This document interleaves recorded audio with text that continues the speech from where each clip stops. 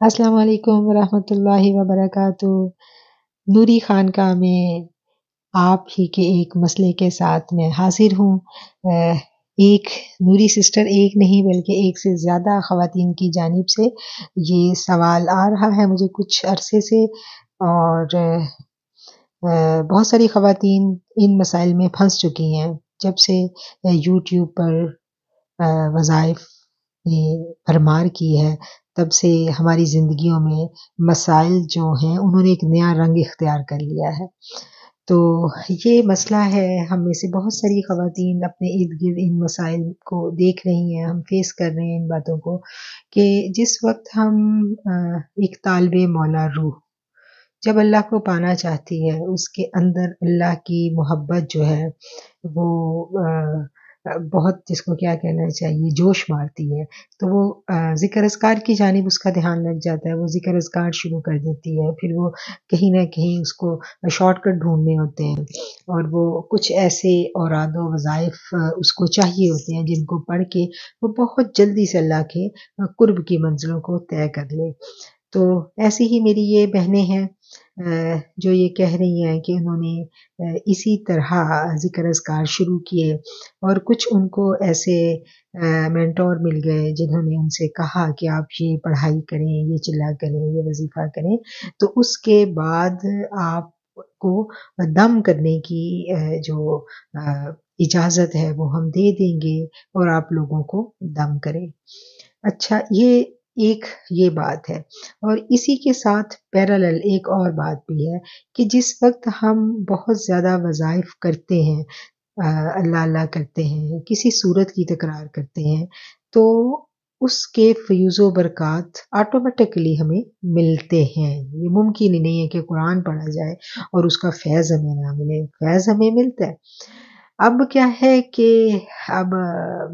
پھر بہت ساری ہمارے اندر کچھ بہت مزے کی اللہ تعالیٰ ہمیں چیزیں بھی دکھانے لگتے ہیں، تو ایک کانفیڈنس آ جاتا ہے اور ہمیں لگتا ہے کہ ہمارا تعلق جو ہے وہ اللہ کے ساتھ پختہ ہو گیا ہے، اور اب ہم اپنے تئیں اپنے آپ کو یہ سمجھنے لگتے ہیں کہ شاید اب ہم مخلوق کے لیے ایک اچھا قدم اٹھا سکتے ہیں۔ مخلوق کی خدمت کا جذبہ بھی ہم لوگوں کے اندر ایک موجود ہے الحمدللہ، تو ہم یہ چاہتے ہیں کہ ہم ارد گرد والوں کو دم کریں، ان کو پڑھائیاں بتائیں اور ان کو اللہ کے ساتھ جوڑیں۔ تو یہ بڑا ہی نازک معاملہ ہوتا ہے، دم کرنا کوئی چھوٹی چیز نہیں ہوتی۔ جب ہم کسی کو دم کرتے ہیں تو وہ کسی تکلیف میں ہی ہمارے پاس آتا ہے نا، تو وہ جس تکلیف میں وہ شخص مبتلا ہے اور وہ ہمارے پاس آیا، ہم نے اس کو دم کیا، تو کلام پاک کا تو یہ اثر ہے، وہ تو اپنا اثر کرے گا، اس کی تکلیف دور ہوگی۔ اچھا، اب ہمیں یہ نہیں پتا ہوتا کہ اس شخص کو یہ جو تکلیف ہے یہ بیماری ہے، اس کے ساتھ کوئی جناتی پرابلم ہے، کوئی آسیب ہے، یا کوئی جادو کا مسئلہ ہے۔ یہ ساری باتیں ہمیں نہیں معلوم، اس بارے میں تو ہم نے کوئی ٹریننگ ہی نہیں لی، ہم نے کچھ نہیں سیکھا، ہم عامل تو ہے نہیں، تو اب یہ ساری باتیں ہمیں پتہ نہیں ہیں، ہم نے دم کر دیا، اور وہ جو اس کے ساتھ کچھ نیگیٹو فورسز تھیں تو ان کو تو ہم نے تکلیف پہنچائی، وہ اس کو تو چھوڑیں گی، اب وہ کیا کریں گے، وہ آپ کو پکڑیں گے۔ اب وہ آپ اگر اپنے اتنی آپ کی جو پازیٹیو آرا ہے، اگر آپ کا وہ آرا اتنا اسٹرانگ ہے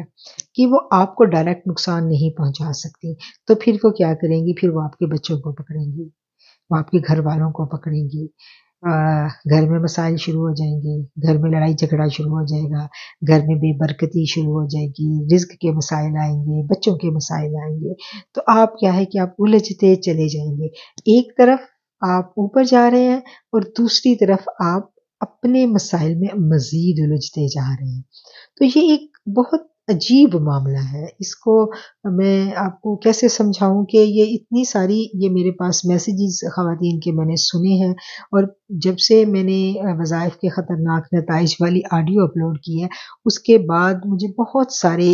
اسی ضمن میں جو ہے وہ مسائل خواتین بھیج رہی ہیں کہ اب ہم کیا کریں، اب ہم تو یہ کر رہے ہیں، تو اب ہم کیا کریں، ہم وظائف بھی کر رہے ہیں اور اس وظائف کا فیض بھی ہمیں ملا ہے، اور ہم دم بھی کرتے ہیں، اور پھر اس کے بعد ہمارے گھروں میں مسائل شروع ہو گئے۔ تو دم کی فلاسفی تو میں نے آپ کو سمجھا دی کہ دم سے ہوتا یہ ہے، مسائل کی وجہ یہ ہے۔ اب کیا ہے کہ اب ہونا تو یہ چاہیے کہ جس نے آپ کو یہ دم کرنا سکھایا ہے یا جس نے آپ کو اجازت دی ہے کرنے کا کام تو یہ ہے کہ آپ اسی سے رابطہ کریں اور اسی سے آپ پوچھیں کہ اب آپ کو کیا کرنا ہے۔ اور اگر اب وہ آپ کی کال اٹینڈ نہیں کر رہے، وہ اب آپ سے رابطے میں نہیں ہیں، ٹھیک ہے، انہوں نے تو اپنا منجن بیچنا تھا بیچ لیا، اب وہ اپنے کسی مسائل میں گرفتار ہیں، کسی بھی وجہ سے وہ اب آپ کو رسپانس نہیں کر رہے یا اب وہ آپ کے کانٹیکٹ میں نہیں ہیں، تو اب آپ نے کیا کرنا ہے؟ اب اس کا فیصلہ آپ نے خود کرنا ہے۔ آپ کو میں نے وجہ بتا دی، بیماری آپ کو میں نے بتا دی کہ آپ کے جو مسائل ہیں، ایک طرف تو جذبہ خدمت کا ہے، تو جو خدمت کا جذبہ ہے، اس کے لیے پھر ہم یہ قربانی دے رہے ہیں۔ تو یہ سب کچھ بہت عجیب ہے، اس کو آپ لوگوں نے خود فیصلہ کرنا ہے کہ آپ نے کیا کرنا ہے، لیکن میں آپ لوگوں کو یہ بتا دوں کہ یہ جو علاج معالجے کا کام ہوتا ہے، یہ وہی لوگ کر سکتے ہیں جن کو ان کی باقاعدہ اجازت ہو اور جو باقاعدہ کہیں سے انہوں نے یہ سب کچھ سیکھا ہو، یہ انہی کا کام ہے۔ یہ ہم گھریلو خواتین جو ہیں اپنے کیا کہنا چاہیے چھوٹی سی ہماری روحانی اسپرچل جو آرا ہی میں اس کو کہوں گی، ہمارا تو ابھی اپنا اتنا اسٹرانگ نہیں ہوا ہوتا کہ ہم اتنے بڑے بڑے کام کر سکیں، کیونکہ یہ میں اس زمانے میں بس آپ کو حقیقت بتا دیتی ہوں کہ اس کی حقیقت یہ ہے، فیصلہ آپ نے خود کرنا، میں آپ کو یہ نہیں کیا کہوں گی کہ آپ دم کرنا بند کر دیں یا آپ ایسے کر لیں، یا آپ کو سب سمجھ آ گئی ہے کہ بیماری کہاں پر ہے اور یہ بیماری کیسے ٹھیک ہو سکتی ہے۔ اور دوسری بات اس میں پھر آ جاتی ہے کہ جس وقت ہم روحانیت کی راہ پہ چلتے ہیں، ہمارے مکاشفات جو ہیں وہ یعنی روشن ہونا شروع ہو جاتے ہیں، ہمیں بہت کچھ فیل ہونا شروع ہو جاتا ہے، تو اس وقت بھی ہمارے اندر ایک آواز آتی ہے اور وہ آواز ہمیں یہ کہتی ہے کہ بھئی تم اس کا مسئلہ حل کر سکتی ہو، تمہیں تو پتہ چل گیا، تمہیں تو خدا دکھا رہا ہے سب کچھ، تو تم اس کی ہیلپ کرو۔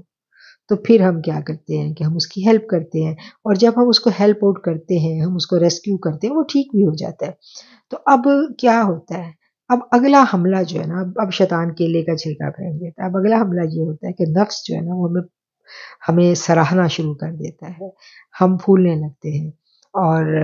پھر ہم اپنے تئیں خود ہی خود ایک اپنے آپ کو ایک کیا کہنا چاہیے کہ ایک روحانی بابا تصور کرنے لگتے ہیں، اور نفس ہمیں اور پھلاتا ہے کہ واہ دیکھو تمہارے دم سے اتنے لوگ ٹھیک ہو رہے ہیں۔ تو کیا ہے کہ ہماری جو منزل تھی، سالک کی منزل کیا ہے؟ سالک کی منزل تو کچھ اور ہے نا، تو ہم اپنی اس منزل کو فراموش کر کے رستے میں رک جاتے ہیں۔ پہلی جو کیا کہنا چاہیے پہلا جو ہمیں سین دکھایا گیا، پہلا جو اسٹاپ آیا، ہم اس کی دل فریبی میں گم ہو گئے،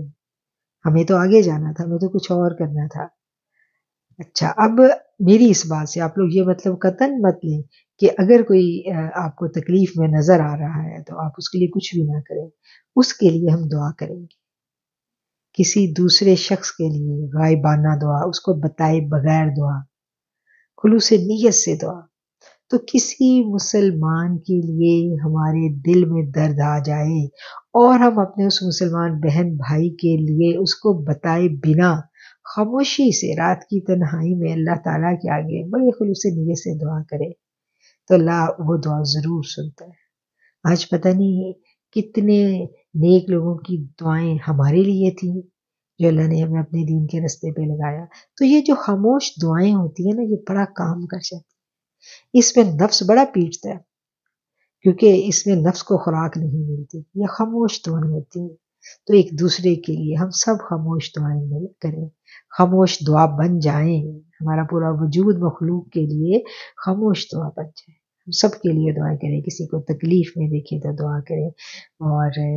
جب ہم کسی کے لیے دعا کرتے ہیں تو اللہ کہتا ہے کہ جو کسی دوسرے مسلمان کے لیے بن دیکھے بن کہے دعا کرتا ہے، خلوص نیت کے ساتھ، مفہوم بتا رہی ہوں، تو آسمانوں پر فرشتے اس کے لیے دعا کرتے ہیں، اور جب ہمارے لیے فرشتے دعا کریں گے تو پھر سوچیں ہمارے لیے اللہ کتنی آسانیاں کر دے گا۔ تو اس بات کے ساتھ میں آپ سے اجازت چاہوں گی، آپ اس نوری خانقاہ میں آتے رہیں۔ نوری خانقاہ آپ کے لیے ہے۔ نوری خانقاہ کا پیغام ہر اس خاتون تک پہنچانے کی کوشش کریں جو اللہ کو پانا چاہتی ہے لیکن راستے کی الجھنوں میں الجھ کر رہ گئی ہے۔ ہمیں ایک دوسرے کو ریسکیو کرنا ہے، ہمیں مل کے ایک دوسرے کو نکالنا ہے اور ایک قافلے کی شکل میں اپنے رب کی رضا کا سفر طے کرنا ہے۔ ہماری منزل جو ہے وہ بی بی سیدہ کائنات خیر النساء بی بی فاطمہ الزہرا کے قدمین مبارک ہیں۔ ہم سب کو مل کے ان تک جانا ہے، ان کے دین کی خدمت کرنی ہے اور ان کی سنت کی اتباع کرنی ہے۔ اور بی بی صاحبہ تو سراپا خدمت تھی امت کے لیے، دعائیں کرتی تھی، پوری پوری رات دعائیں کرتی تھی امت کے لیے اور امت کی خدمت کے لیے ہر وقت وہ تیار رہتی تھی۔ تو ان الفاظ کے ساتھ آپ سے اجازت چاہوں گی۔ السلام علیکم۔